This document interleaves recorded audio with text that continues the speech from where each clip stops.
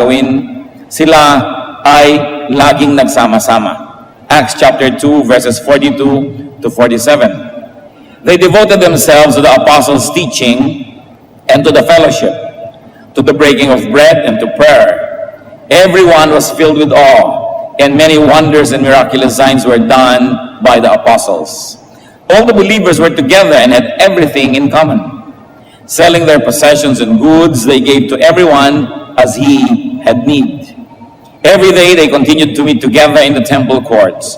They broke bread in their homes and ate together with glad and sincere hearts, praising God and enjoying the favor of all the people. And the Lord added to their number daily those who were being saved. Ito po ang report sa buhay ng mga unang Kristiyano. Dapat po nating tandaan na bago naging uso ang Kristyanismo, ang relihiyon sa Israel ay yung tinatawag nating Judaism. At ang Judaism ay meron po yan na isang main component na corporate worship.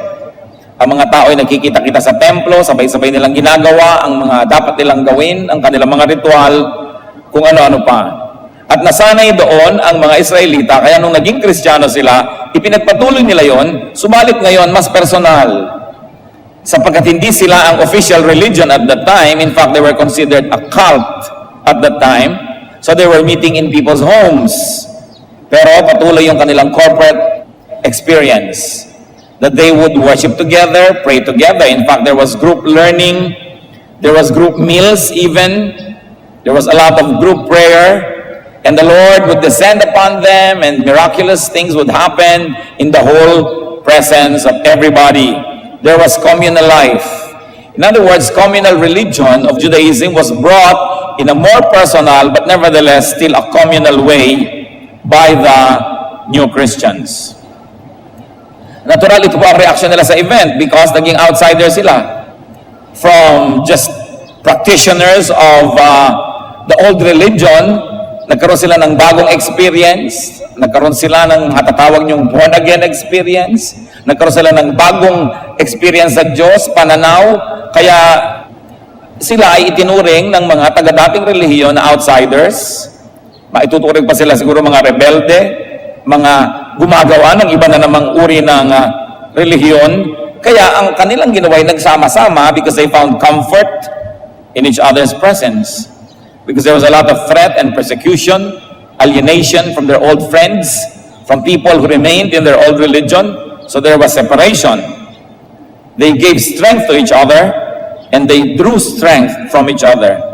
And miracles were done in the assembly. These miracles were the result of their unity, and at the same time, these miracles encouraged further unity. So ang una pong nakilala nila na uri ng pananalig na ganito ay yung maraming kasama.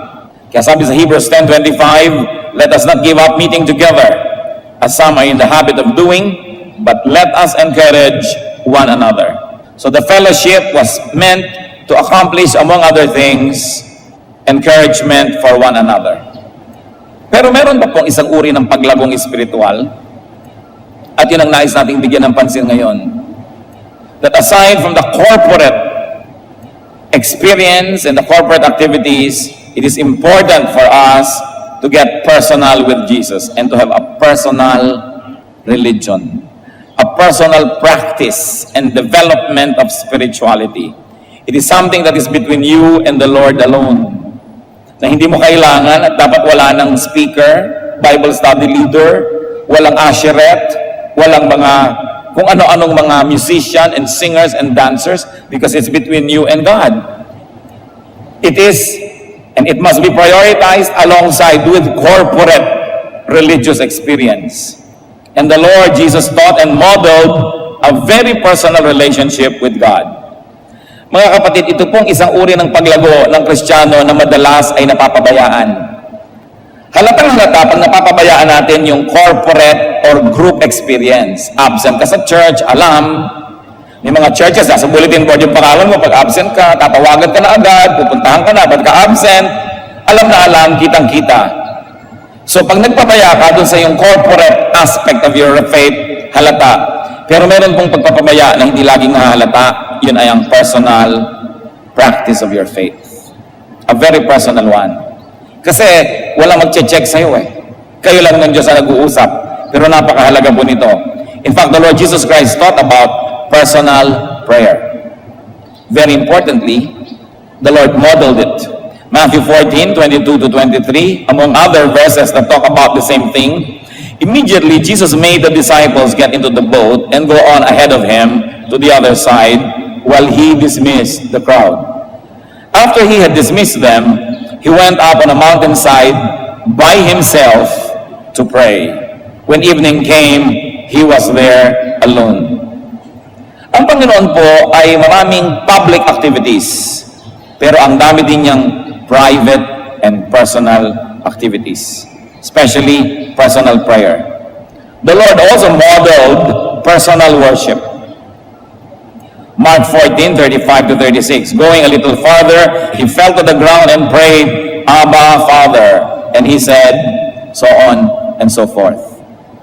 That by himself, the Lord would worship without the group, without the choir, without everybody else. And therefore, the Lord had personal fellowship with the Father. Napaka-personal. And there was also, obviously, personal study of and reflection on the Word. As we can glean in Luke 2, 46 to 47, nung ang batang Jesus, 12 years old, talked with the scholars at the temple. After 3 days, they, meaning Mary and Joseph, found him in the temple courts, sitting among the teachers, listening to them and asking them questions. Everyone who heard him was amazed at his understanding and his answers. If the body of scholars was to symbolize the Word of God, the known and written Word of God, he was there alone studying such words through these men. Meron siyang pag-aaral na mag-isa, at marahil hindi lang yon, nagbabasa rin siya ng mga scripture mag-isa. The Lord also practiced personal fasting. Hindi ko malaman ngayon kung bakit hindi na makapag-fast ang mga churches, kung hindi grupo, kung hindi ang dami-dami, tambak-tambak, sabay-sabay mag-fast. But the Lord fasted privately. Luke 4, 1 to 2, Jesus, full of the Holy Spirit, was led by the Spirit in the desert, where for 40 days he was tempted by the devil. He ate nothing during those days. The Lord also encouraged and taught about personal charities and good works. Matthew 6, 3 to 4. But when you give to the needy, do not let your left hand know what your right hand is doing, so that your giving may be in secret. Then your Father who sees what is done in secret will reward you. Sabi niya, when you pray, go into your room. Pray by yourself. When you do good things, do it alone. It doesn't mean that we're going to pray together with other people and other believers, that we're not going to do good things in a team, but it is important to realize that part of our growth is hinged on our personal practice of the faith. Therefore, the Lord had a very personal religion and spirituality, one that even challenged the establishment and public morality. Sa sobrang development po ng personal spirituality ng Panginoon, meron siyang mga paninindigan na salungat pa nga doon sa paninindigan ng templo at sa itinuturo ng relihiyon o ng establishment. Kaya sabi niya sa Matthew 5, 27 to 28, you have heard that it was said, do not commit adultery. Yun ay tinuturo ng temple. But I tell you, that anyone who looks at a woman lustfully has already committed adultery with her in his heart. So it was a very personal spirituality that one can actually commit rape and adultery alone. Because when it happens inside your heart, it's very private and personal. It has already happened and done damage to your spirit. Very personal. Matthew 5, 38 to 39. You have heard that it was said, eye for eye and tooth for tooth. But I tell you, do not resist an evil person.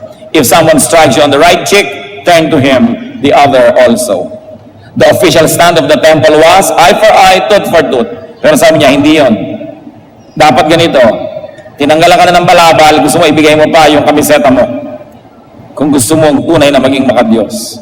In Matthew 5, 43 to 44, you have heard that it was said, love your neighbor and hate your enemy. But I tell you, love your enemies and pray for those who persecute you. Because of his spiritual practice and because of his very personal spirituality, he was able to transcend and go beyond the religious modes and the religious standards of the day.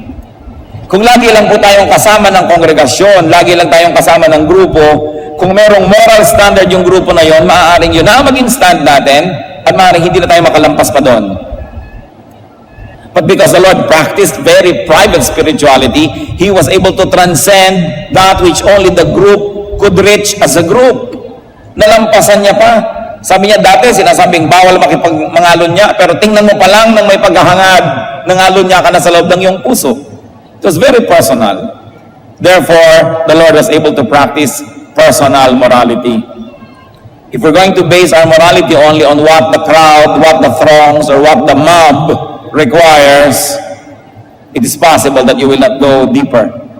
Hanggang doon lang yung hinihingi ng mga tao. Sa atin pong case, and basing it on the model and teachings of the Lord, how can we get personal with Jesus, with God? Kasabay at lampas sa ating corporate religiosity and spirituality, how can we be personal?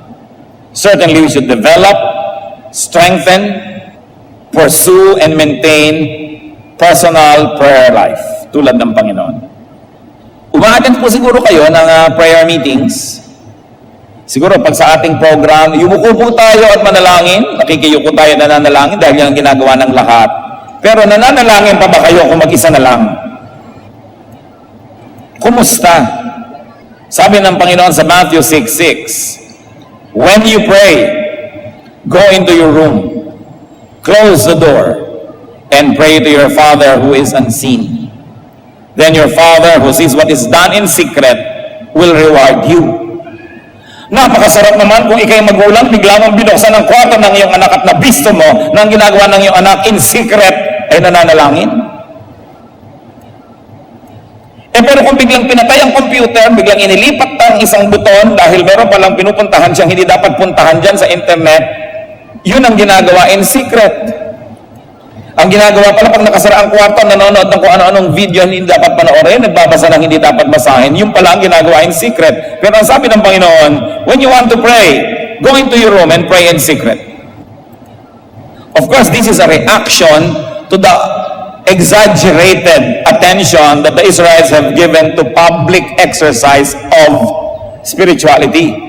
That now they were doing it for the sake of what the public will see, no longer for the sake of what the Lord would see. Naging pakitang tao ang relihiyon. This is a reaction. Sabi ng Lord, you want to really earn points in heaven? You truly want to please God? Pray in private when no person can praise you, and you will not earn social points by being tagged as a religious person. That is a pure kind of prayer. So are we closing the door behind us and praying to our Father in secret? How is our personal prayer life? Gaano karami sa atin ang nakakahigit ng 20 minutos ng prayer sa isang araw kasama na ang panalangin sa pagkain? Remember the emphasis of the Lord, personal prayer. That's important if you will grow spiritually. And we must have personal worship. Pwede mang biglang binuksan mo naman ang pinto at nakita mo naman ang member ng iyong pamilya nagwo-worship kay Lord. Maybe singing to the Lord, maybe kneeling, maybe dancing to the Lord, praising God privately. Si Job had an example, chapter 1, verse 20. Of this Job got up and tore his robe and shaved his head. Then he fell to the ground in worship. Definitely he was alone because even his wife was torturing him. Pero nananalangin siya, nag-worship siyang mag-isa. Tayo po ba nakakaranas at sumasamba sa Panginoon mag-isa? Kung meron kayong mahal sa buhay, di ba gusto nyo paminsan-minsan mag-isa kayo? Mag-dinner tayo, tayo lang dalawa. Magbakasyon tayo, tayo lang dalawa. Ayaw mo nang ang dami-dami kung sino-sinong nandyan, wala na kayong panahon para mapag-isa. Ganon din ang Panginoon, gusto niyang mapag-isa tayo, kasama niya. Hindi laging may tao, kasi pag may tao, himbas mag-worship ka, may kausap ka pa, nagkukwentuhan pa kayo. Meron pang oras ng worship, nagpapakitaan ng sing-sing. Nagpapakitaan ng kung ano-ano, nagkukwentuhan, naaagaw ang atensyon. We must have personal worship. And of course, also, we must develop a very personal fellowship with God. Pakikipagniig. We need to be alone with God. Sabi nga sa Bible, itong mga taong ito had a very personal relationship with the Lord. Noah walked with God. Abraham was called God's friend. Moses spoke to God face to face. And David was called a man after God's own heart. In spite of his public and widely publicized sins, David is called a man after God's own heart because of his private relationship, a very personal relationship with Jesus. What else should we do? To develop and maintain a personal study of and reflection on God's Word. Nabubuksan lang po ba ang Bible kung may Bible study? Baka nga kung minsan dahil sa technology, pina-PowerPoint natin, hindi na rin nabubuksan yung Bible, wala nang dala eh. Paano kung minsan nasira ang ating gamit at sinabi natin, buksan nyo ang Bible, may dala pa ba kayo? O sobrang umasa na sa technology? Kaya yung mga iba, pagka magpa-Bible study, pag binuksan mo yung Biblia, dikit-dikit ang mga pahina. Hindi man lang kasi nabubulat-lat ang Bibliang ito. Ang tagal na ng Biblia, bagong-bago pa. Ezra 7:10, Ezra had devoted himself to the study of the law of the Lord. Mga kapatid, nabe-bless po tayo kung mayroong isang mag-aaral at pagkatapos tatayo dito at ibubunyag sa atin ang itinuro sa kanya ng Diyos habang nag-aaral siya. Yun ang ginagawa ng preacher. Pero alam niyo po ba na napakaraming ibubunyag at ituturo ang Diyos sa inyo directly, personally, if only you would study the Word of God on your own. The Word of God is not for experts. It was written by ordinary people to be read by ordinary people. Pinapahirap lang yan ng mga scholar para sila maging importante. But I'm telling you, even without seminary education and without a PhD in theology or kung ano-ano pa, you open the Word of God, you pray, you approach it with a humble heart, and the Spirit of the Lord is going to teach you. And the joy of discovering God's truth or a certain facet of this truth in a personal way is one of the highest joys available to human beings. Gaano karami po sa atin ang nag-aaral talaga? Ay, ako po nag-aaral, nagka-quiet time ako. Nagka-quiet time ka, bubuksan mo yung iyong guide. Bubuksan mo yung devotional mo sa page ganito, sa ganitong araw, babasahin mo yung sinabi ng author na basahin doon, at babasahin mo yung kanyang sinulat na konting essay, at pag sinabi niya, pray ka naman, at akala mo nag-aaral ka na nga ng salita ng Diyos, binasa mo lang ang pag-aaral ng iba. Pero iba yung kayo mismo ng Panginoon na mag-uusap, mag-aaral. Napakahalaga nito mga kapatid. Huwag po tayong malibang na kung umaten kayo ng church at idinedeclare ang salita ng Diyos, kumpleto na. It's only 1/2 of your growth. The other half must depend on your personal study. 2 Timothy 4:13, when you come, sabi ni Paul, bring the cloak that I left with Carpus at Troas, and my scrolls, meaning the Bible, especially the parchments or the papers that he used as study notes. Sabi ni Paul, pag nagpunta kayo sa akin, dali nyo yung Biblia at dali nyo yung notebook ko. Kasi lagi siya nag-aaral. Sa palagay nyo, bakit siya nakasulat ng nakasulat ng mga binabasa natin na epistles? Kasi mahilig siya mag-aaral ng salita ng Diyos. Hindi siya umasa kung kani-kanino para mag-aral. Nag-aral siya mag-isa at umasa siya sa Espiritong Banal. Ngayon, baka man biglang magkani-kanya na tayo ng interpretasyon, magkagulot, magkahalo-halo ang balat sa tinalupan. How will you know if your interpretation is right? If your interpretation does not contradict all the other verses that talk about the same thing, then your interpretation must be right. Hindi yung sasabihin natin, your interpretation must be right if it agrees with mine. Hindi ganon. But if it agrees with all other parts of Scripture that talk about the same thing. Kasi hindi nyo nang pwedeng pagsabungin ang verse against verse. Dahil ito ang reading mo dito, may nagsasabing ganito tungkol din sa ganong bagay, kaya kailangan pinag-aaralan. At kung meron po kayong interpretasyon na sobrang kakaiba sa nakaugalian ng interpretasyon ng church for many centuries, well, be a little bit suspicious of your interpretation, but it doesn't mean that if it doesn't agree with everybody, ikaw ang mali at tama sila. Dahil ang Panginoon nga sinabi, you have heard that it was said, and you have accepted that it's like that, but I'm telling you, it's like this. Pero huwag naman natin agad-agad ipamamalita at gagawing doktrina kung sobrang kakaiba dahil baka nga mali. Kaya kailangan isinasangguni din natin sa ibang kapwa natin nag-aaral. But that should not discourage you from private study. Because most of what the Bible teaches will be just about our personal life and how we interpret it and how we apply it to our lives. At kung meron po kayong interpretasyon na sobrang kakaiba, tiyakin ninyo na kung i-apply nyo man sa buhay nyo, personal lang. You can say, well, to me, I'd like to obey this verse in this way, but you should not impose it on other people because it's just a very personal interpretation. Lalong-lalo sa mga spiritual gifts, tulad ng mga prophecy, visions.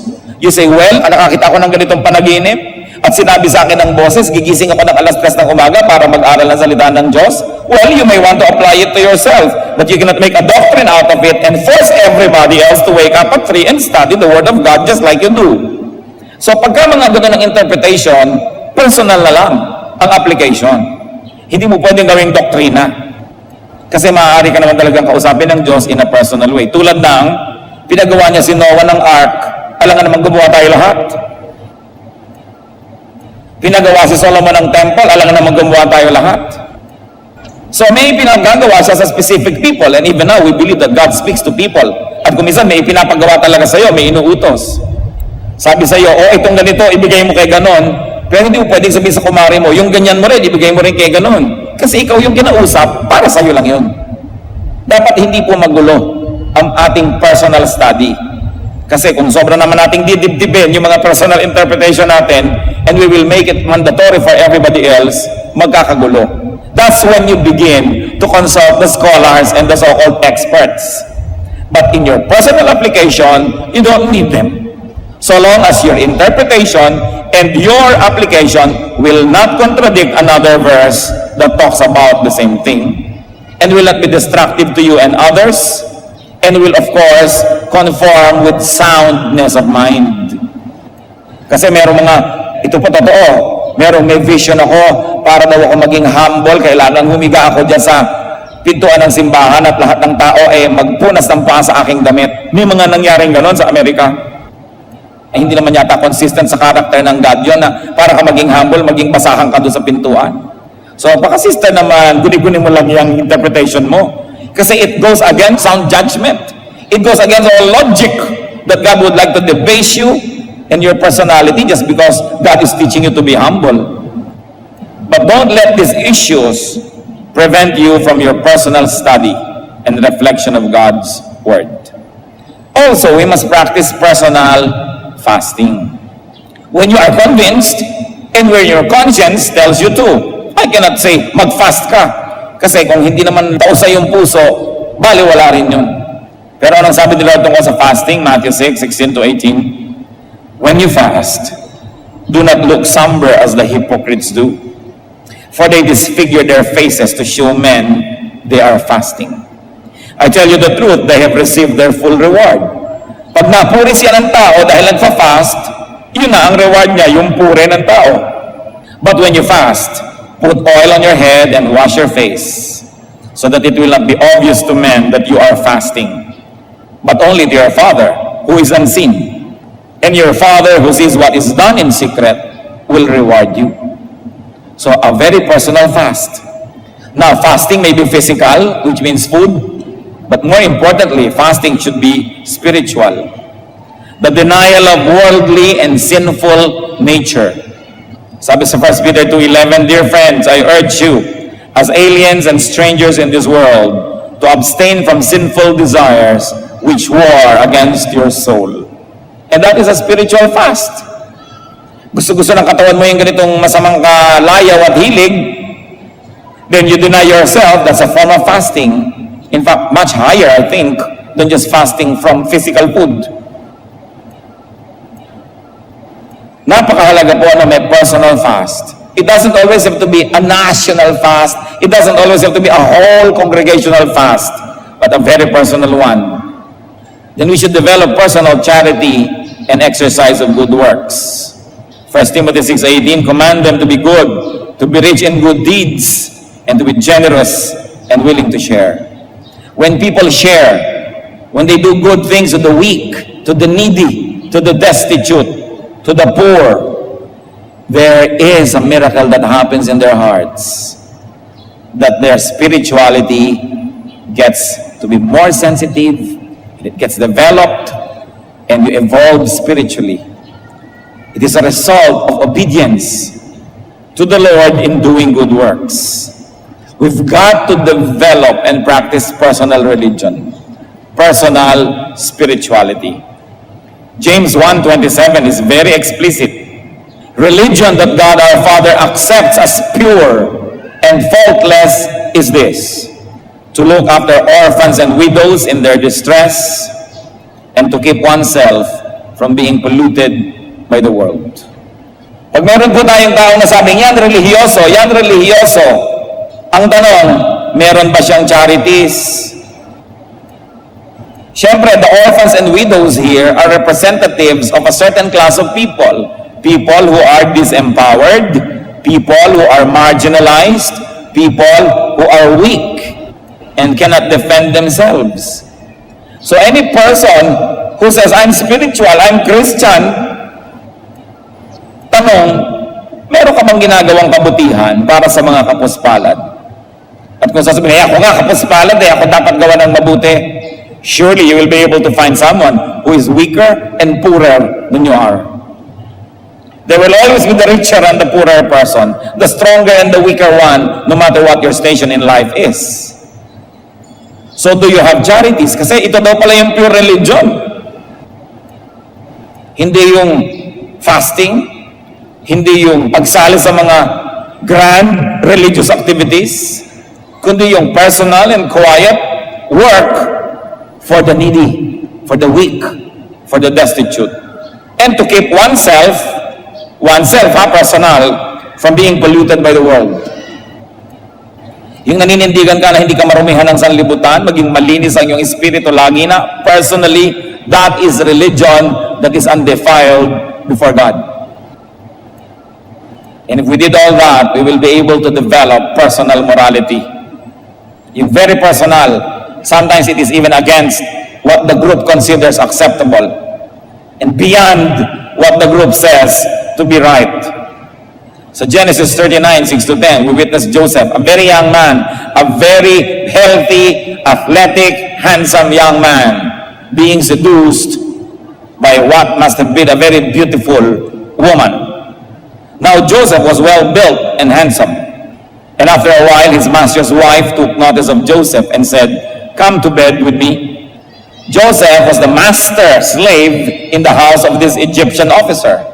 And you know, Egyptian women, especially if they are wives of officers, they were always perfumed and manicured and pedicured and coiffed and beautified.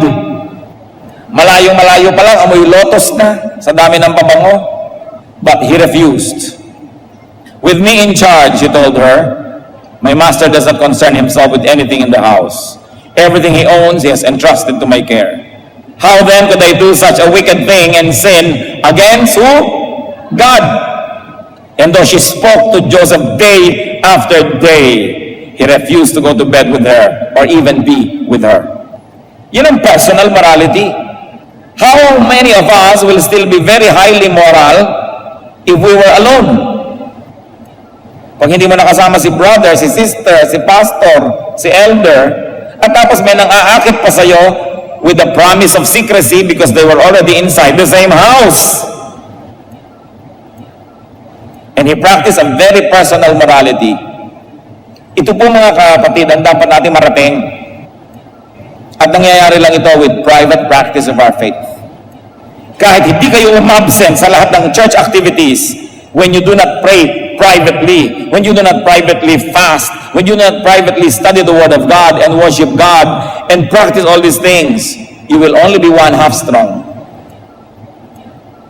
And when the crowd is not there anymore, the fellowship is not there anymore, and you're by yourself, what will you do?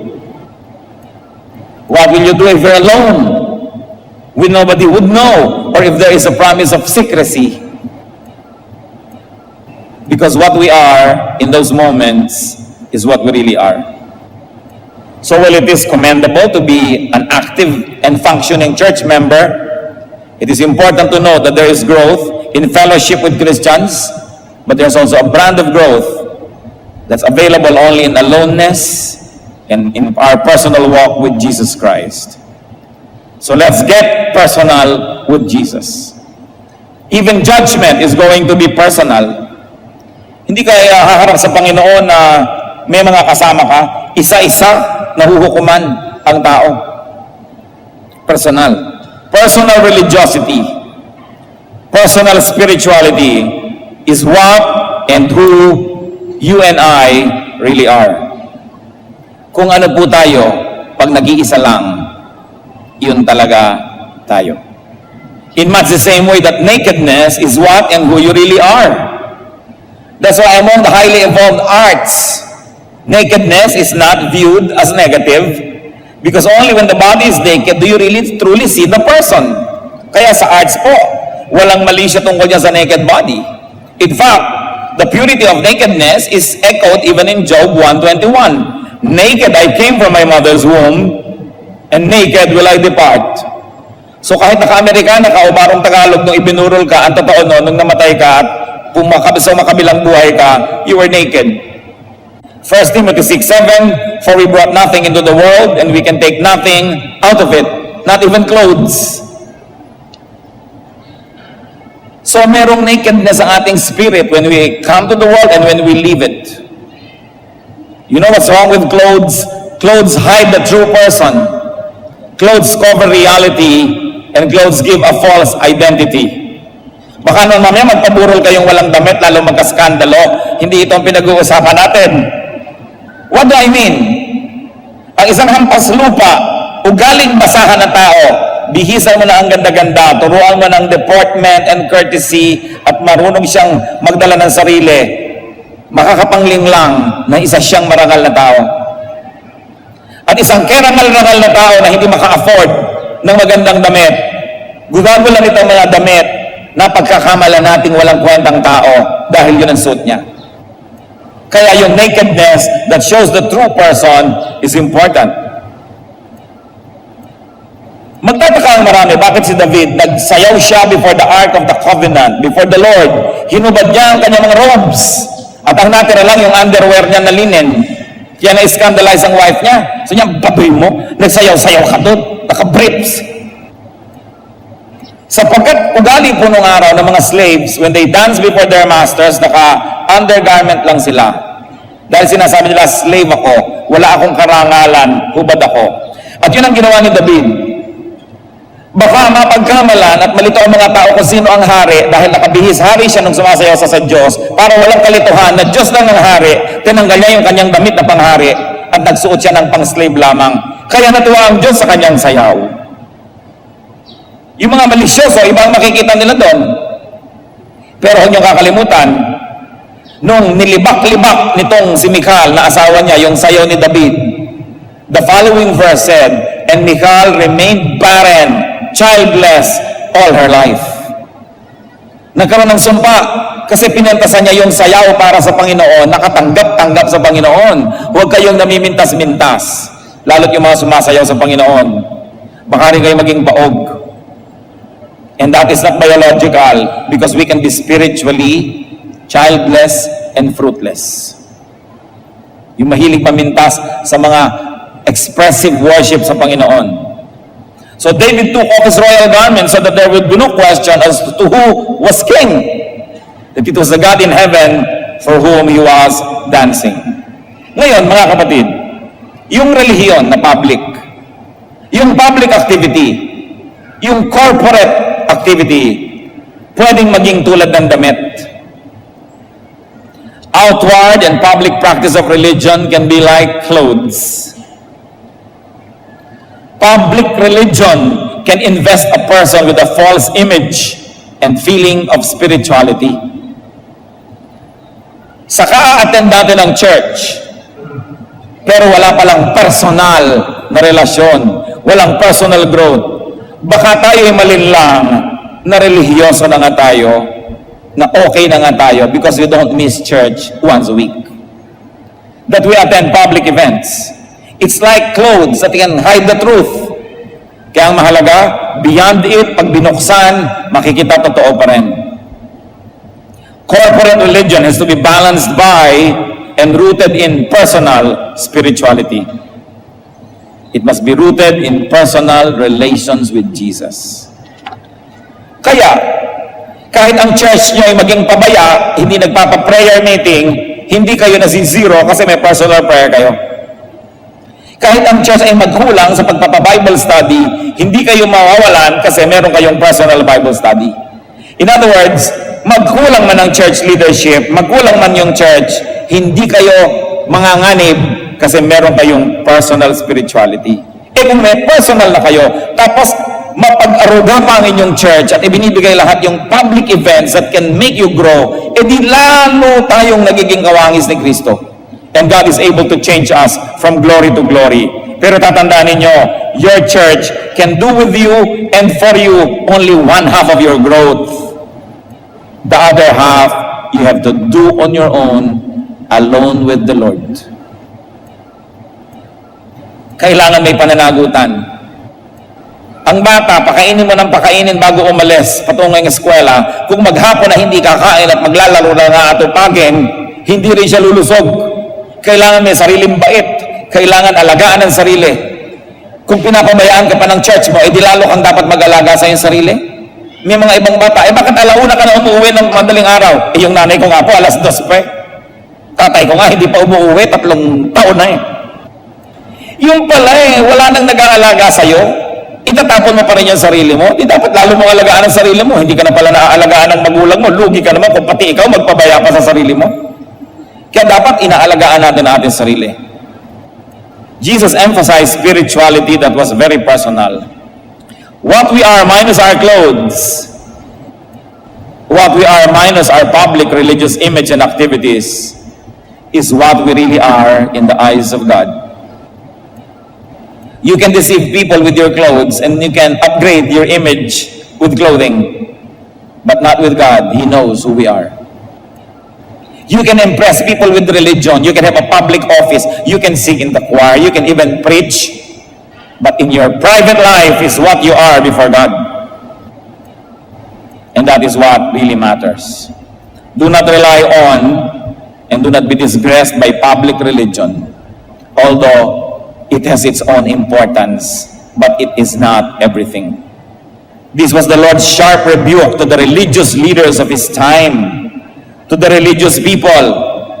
At ito rin po ang rebuke ni Jose Rizal sa Christianity practiced in this country during his time. It was all public. There was nothing personal.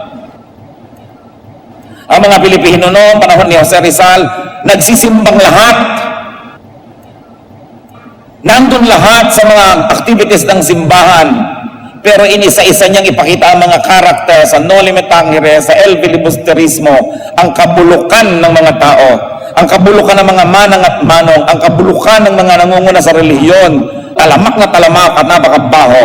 Pero buong-buo ang public religious life. Yan ang ibinunyag ni Jose Rizal. Cancer ng lipunan na tinanggalan niya ng takip at tabing.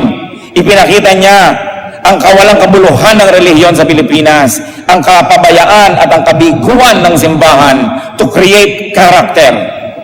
Na yung pinakamadadasalin, sila ang pinakamapang-api sa kanilang mga katulong, sa kanilang mga nasasakupan, dinadaya pati ang kanilang mga utusan sa bahay, na ang mga pinakamalaking mag-ambag sa simbahan, pinakamarami mga bisyo, at yun mismong nangunguna sa relihiyon, ang pinakamaraming kasalanan. Ibinunyag ni Jose Rizal, kaya naman ang simbahan ng nanguna na ipabaril siya. Yan din ang ibinunyag ng Panginoon, kaya siya ipinapako. Pareho sila ng inabot na kapalaran. Matthew 23 verse 5, sabi ng Panginoon tungkol sa templo, sa relihiyon, sa religious climate of His time, everything they do is done for men to see. Panglabas, pakitang tao. Mark 12:38 to 40, as He taught, Jesus said, "Watch out for the teachers of the law.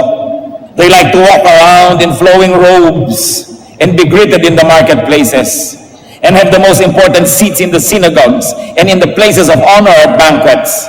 They devour widows' houses, and for a show, make lengthy prayers. Such men will be punished most severely. Nakita niyo po ang salita ng Panginoon, pinakamasasakit, mahahapdi, laban sa mga relihiyoso. Sabi, higit na maparurusahan ng mga ito kaysa doon sa mga common criminals. Religious leaders na pinagsasamantalahan ng mga balo, mapagpanggap at mapagkunwari sa kanilang mga mahahabang mga dasal. Subalit ang loob ay bulok. Matthew 23:27, Woe to you, teachers of the law and Pharisees, you hypocrites! You are like whitewashed tombs, which look beautiful on the outside, but on the inside are full of dead men's bones and everything unclean. Religious leaders are to be judged more severely. James 3:1, not many of us should presume to be teachers, my brothers, because you know that we who teach will be judged more strictly. So napakahalaga ang maging totoo. At pag sobra po tayong nahumaling sa public practice of our faith, we may be deluded into thinking that we have arrived, that we're all right. But it is really our personal spirituality that matters.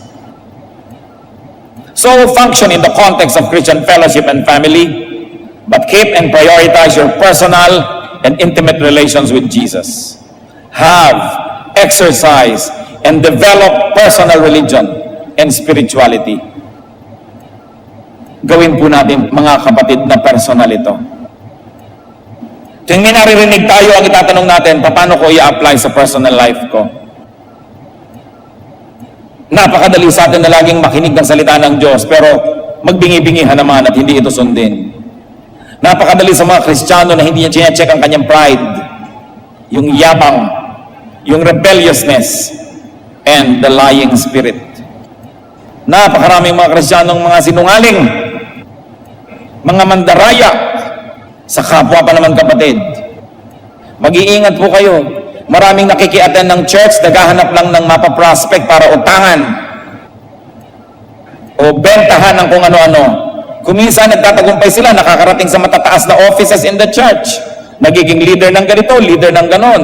Kaya sinasabi natin, mga members, kung ang mga teacher nyo, mga leader, ay inuutang-utangan kayo, dinadaan-daanan kayo sa iyak-iyak at kung ano-ano, at magtitiwala kayo, suriin nyo muna, ipagtanong nyo muna. Kasi kadalasan yung mahilig mang ganyan, may record talaga yan, maraming nakakalam. But of course naman, church leadership tries to be decent and not destroy people's reputation. Pero magtatanong-tanong kayo dahil hindi tinotolerate ng church yan. Yung minsan, yung mga iba, nagkakaroon sila ng matataas na posisyon dahil talagang sinadya nila yun, nagpakasakit ng mga 2-3 taon, nagpapadama lang pala, at kung meron na ng ating pagtitiwala, ay saka sumasalakay. So dapat tayong maingat. Ganyan ang sinabi ng Panginoon, you devour widows' houses. You don't only devour the widows' houses, but many religious leaders devour the widows. Sometimes, even religious leaders devour the youth. Pinagsasamantalahan ng mga young people. Kunwari ay magre-retreat, magka-camp, kunwari ay may overnight fellowship. Yun pala, sinasalakay at pinagsasamantalahan ng innocence ng mga kabataan. Susuriin nyo lalong-lalo ang mga youth leaders na ipagtitiwalaan nyo ng inyong mga anak na mga inosente. Sapagkat, ang sabi sa Bible, there are wolves dressed as lambs who are mingling with the people of God. May mga youth leader na sila ang sex molesters. Pinagtitiwalaan ninyo, yun pala sila ang sumisira sa inyong mga anak. Kaya dapat tayong masuri, madalanginin, sapagkat maraming mga huwad maging sa loob ng iglesia. Alam lahat yan ng Diyos. Pero tayo kasi mga tao, ang ganda-ganda naman, laging naka-close neck siya, may dalang malaking King James Bible, magtitiwala ka na agad. Kaya sinasabi natin, it's not only what you see in public, that's why we should pray for discernment, that we should be able to feel in our heart what kind of heart the other person has. Huwag kayong magpapadala sa nakikita nyo lamang. Si Balagtas mismo, sinabi, pag ang isinalubong sa inyong pagdating ay maamong mukha at may pakitang giliw, ihanda na raw ang inyong gagamitin sapagkat ya'y kaaway na lihim. Pag masyadong magiliw, masyadong sister, brother, bago kayo magtiwala, suriin muna. And there are people who have complete control over their lacrimal glands. They can cry on cue. At kung naawa na kayo, natangay na ang inyong hikaw at pulseras, sapagkat marami nandadaya sa pangalan ng Diyos. Nagsasamantala sa pangalan ng relihiyon. It is important to develop personal relations with God and personal spirituality. Out of that, you can make your personal moral stance that can govern your life. Romans 14:22. So whatever you believe about these things, keep between yourself and God. How far more can you be personal? Sabi, keep it between yourself and God. And apply it as you would and as you are accountable to God. Blessed is the man who does not condemn himself by what he approves. And of course, you're talking about conscience. Sundin ang konsyensya. Yung konsyensya na nakababad sa salita ng Diyos. Yung konsyensyang nakaayon sa kalooban ng Diyos. Kumusta po ang ating personal prayer?